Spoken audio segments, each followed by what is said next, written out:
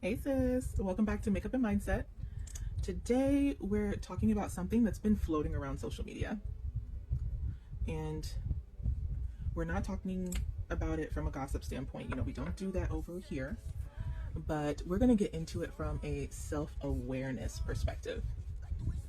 Because anytime a public relationship ends, especially one where there are conversations around cheating, betrayal, disrespect, or trust, there's always a lesson in there for us, right? And not because we know these people personally, no. Not because we know every detail, but because the situation brings up a bigger conversation. Like, how do we show up in relationships? How do we protect ourselves, especially emotionally? And how do we stop confusing access with alignment? One of the first things I want to say is this. We want to stop entering relationships with the fantasy leading the way. Hope is beautiful. Excitement is beautiful. But hope can't be the only thing driving your decision making, because a person can look good, right? Don't we know? A person can sound good, right? They can be successful. They can have a name, a platform, money, status, attraction, chemistry, right? And still not be aligned with you. That's why self-awareness in relationships is so important. Because when you're self-aware, you're not just asking, do I like them? Do they like me? Do we look good together? Does this feel good? Does this feel exciting? Like, no, you're also asking deeper questions. Like, does this person have emotional discipline? Does this person communicate honestly? Does this person respect boundaries? Does this person have integrity when no one is watching? Do I feel safe being fully myself with them? That's a different level of dating.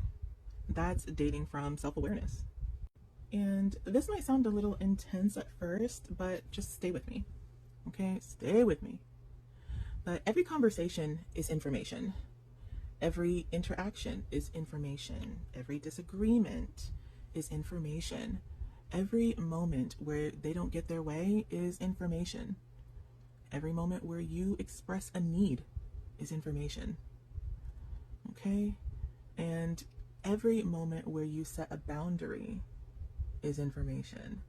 Because people reveal themselves in patterns, not in promises, not in potential, not in who they say they are, but in patterns. So when you're dating someone, you don't need to be paranoid. Okay? Definitely not. You don't need to be cold. You don't need to walk into love with your fist up, ready to go. But you do need to be awake. Okay? You need to be present. And you need to be honest with yourself about what you're seeing. Because a lot of the times we see the signs, we just don't want to accept what they mean. Do not judge my palette, okay? Do not judge me. These two. It's a no judgment zone. No judgment zone. Let's talk about expectations, okay? I don't believe we should go into relationships placing unrealistic expectations on people, because people are human. People are growing, and people are learning, right? People are imperfect. Okay. Yes, people are imperfect, and we are all going through this life for the first time. All of us.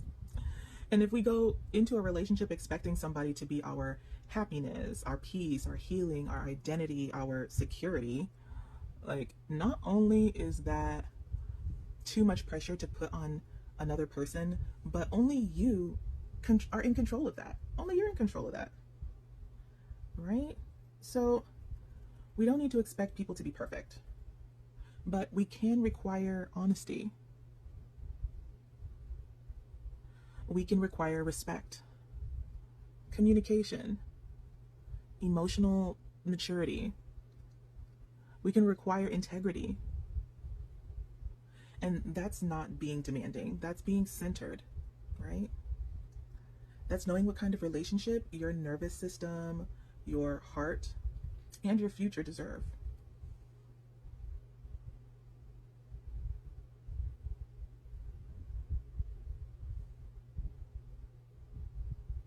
I'm tapping this brush and knocking off the excess because it's extremely pigmented. And this part is important. A lot of people are not seeing you clearly. They're seeing you through the lens of how your presence benefits their life. Okay? And that doesn't automatically make someone evil, but it does mean that we have to be aware. Some people like how you make them feel. Some people like the access you give them, like the comfort, like the image, like the softness, like the loyalty. Some people like the way you hold them down. But liking what someone receives from you is not the same as loving you well. And that's where a lot of women get caught up, because we think, I'm giving so much, I'm showing up, I'm loving them, I'm being patient, right? I'm being supportive. And we assume that because we're giving love, right, they must be receiving it with the same level of reverence. But not everybody knows how to honor what they have access to. I'll say it again for the people in the back. Not everyone knows how to honor what they have access to. Just, ooh, it's beautiful. Again, but from a self-awareness perspective, right? Where there's disrespect, love is not being practiced. Where there's disrespect, love is not being practiced, people. And I'm choosing those words carefully because someone can say they love you, right? They can feel attached to you. They can enjoy you. They can care about you in their own limited way. But love is not just a feeling. Let's go with this one. I might mix these two together. Love is a behavior. Love is discipline. Love is consideration. Love is transparency. Right? Love is choosing not to humiliate someone who trusted you. Love is choosing not to put someone's emotional safety at risk because you lacked self-control. And when you are moving in true awareness, you don't just see that person as your boyfriend, girlfriend, husband, wife, partner, or someone you're dating. You see them as a whole person, a soul, right? One of God's creations. Someone who was here before you met them, and someone who will still have to live with themselves, their hearts, their healing, and their memories after you. So self-awareness asks you to slow down and remember, this person is not just here for my pleasure. This person is not just here for my comfort. This person is not just here for my ego. This is a human being. This is someone God created with value. Earring just fell off. And if I say I love them, then I have the responsibility to handle them with care. Yeah. That doesn't mean you have to stay with someone you're no longer aligned with. That doesn't mean you have to, force a relationship that no longer feels right. But it does mean you owe them truth before betrayal. You owe them a conversation before you create a wound. Just want to go back on. Super cute. Because when someone cheats, the issue is not just that they were attracted to someone else, right? Attraction happens. Temptation happens. Interest can happen. But self-awareness asks, do you honor the agreement you made? Do you have enough love to tell the truth? Do you have enough discipline to pause before you hurt someone? Do you have enough respect for God's creation to not mishandle them? And do you have enough respect for yourself to not become the person who causes unnecessary harm? Because when you move in secrecy, you're not just disrespecting the other person, you're also stepping out of alignment with yourself. You're moving away from integrity. You're moving away from love. You're moving away from the version of you that knows better. Okay. And that's why cheating is not just a relationship issue. It's a self-awareness issue. It's a self-discipline issue. And it's a spiritual alignment issue. Is when you truly understand that another person is not just someone you have access to, but someone you're responsible for treating with care. You move differently. You choose differently. You love differently.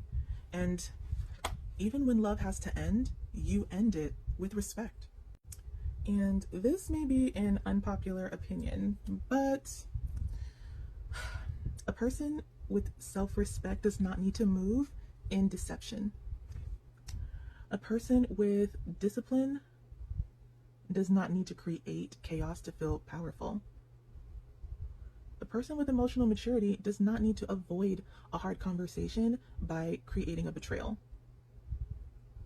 If you're no longer happy, say that. If you want something different, say that. If you realize monogamy is not what you want, say that.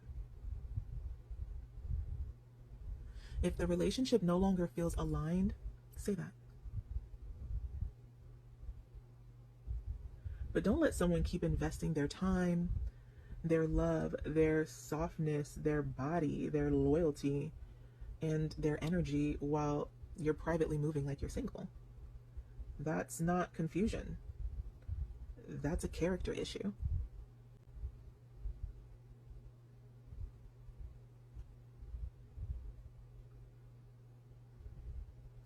Okay.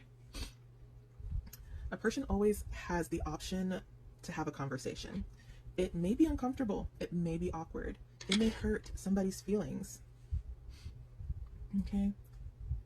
But an honest conversation will always be cleaner than a hidden betrayal. 10 toes down. Okay? You can say, I care about you, but I don't think this is working. I'm realizing I'm not ready for this kind of commitment that you deserve. You can say, I don't want to be dishonest with you. Right? I don't want to be dishonest with you. I need to be honest about where I am emotionally. You can say, I don't think I can give you what you're asking for. That conversation may still hurt, but at least it gives the other person the dignity of truth, and that matters.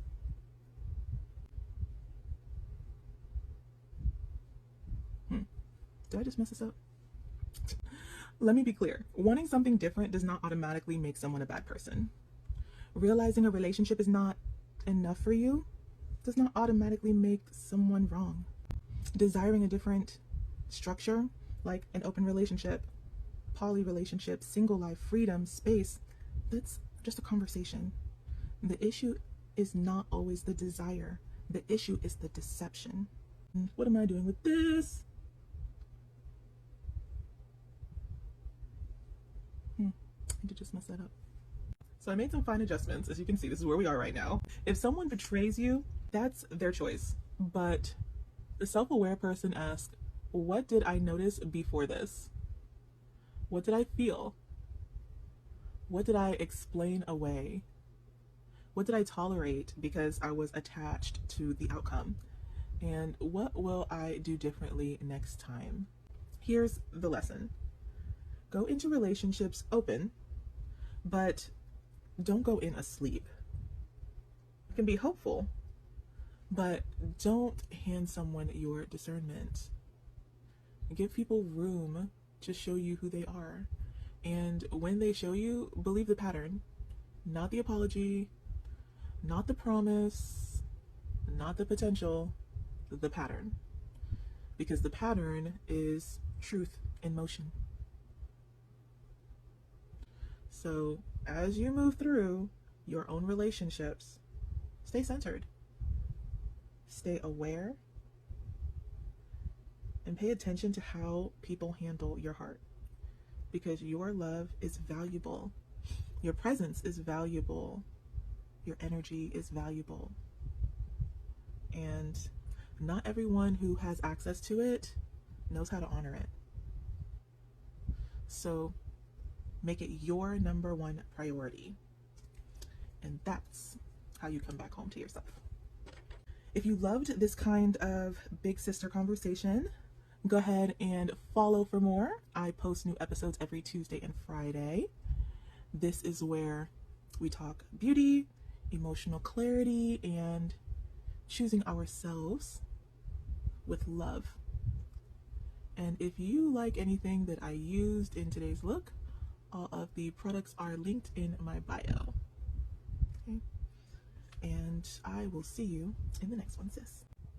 And this is our final look. We were able to pull through.